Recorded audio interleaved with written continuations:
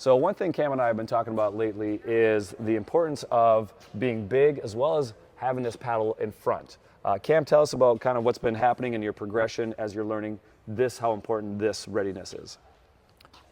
Well, I probably like to think that I'm J.W. Johnson, where you can stand down here and keep your paddle and be so quick, but obviously I can't. So, but when just the last lesson that Phil was teaching was that presence at the kitchen line, getting your paddle up early. So all you have to do is I'll move left or right.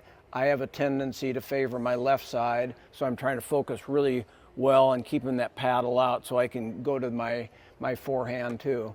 But again, I think what it also did for me is it kept me mentally aggressive.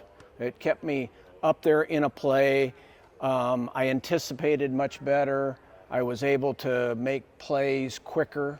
Yeah, I think you bring up a good point that just by having that paddle in front, how much more engaged you are mentally with the game, right? So if we're here, we're almost reacting to what's happening versus when we're out here, we're in front, we're more engaged. Now we're kind of just being proactive and being in our preparation mode where, okay, yep, I see it, now I can take it early. The other nice benefit, I think, that instead of being here, if it comes out fast at you right here, I don't have anywhere to bring it back. I can't absorb this at all. And I can't really generate power because I start here and it's just quick. Can't really do that. I mean, the pros can do it, right? They do this.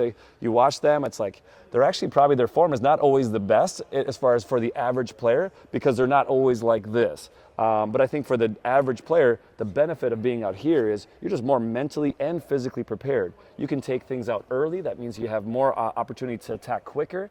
You take the ball a little bit sooner. That gives them a little bit less time. It's less distance that from here to there gives them less time to prepare. So there's a lot of advantages to having it out here. Let's watch Cam hit some of the newer shots with the paddle in front, and then we're going to show some bad shots as well.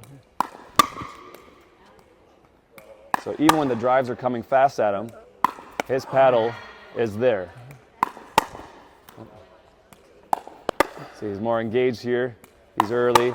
And as you notice too, keep going, Cam. You guys keep going. As you notice here too, Cam's feet, they're really close to that line. We want to make sure that we have her about 3 inches away from that line. Take advantage of the space that's there.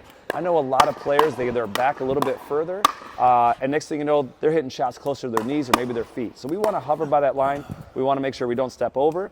The other thing is you notice, he is not moving forward on his volleys. Even though he's moving maybe laterally to get some of these balls, he does not step forward as hitting the volley. So that's really important. Make sure that you keep your feet grounded here. Let's do that one. Okay. You want to make sure that you keep your feet grounded here, balanced. He's on the balls of his feet, so he's leaning forward. He's engaged totally. Body looks like he's an active stance, athletic stance. He's engaged stance.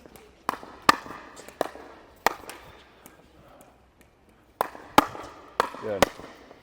And here we have Melissa hitting these balls hard at him, but he's getting to all of them because of his preparation. Yep.